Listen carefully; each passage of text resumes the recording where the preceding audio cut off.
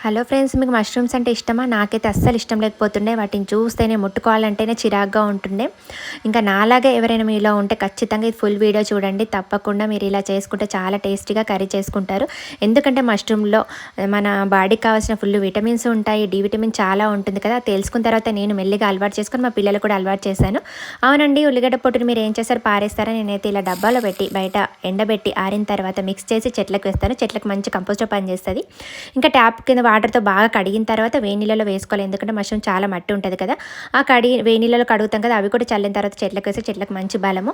తర్వాత కట్ చేసి పెట్టుకోవాలి. కుండలో ఆయిల్ వేసి ఆనియన్ వేగిన తర్వాత మష్రూమ్స్ వేసి చాలాసేపు మగ్గించుకోవాలి. తర్వాత ఉప్పు, పసుపు, కారం వేసి మగ్గిన తర్వాత పచ్చి బఠానీ.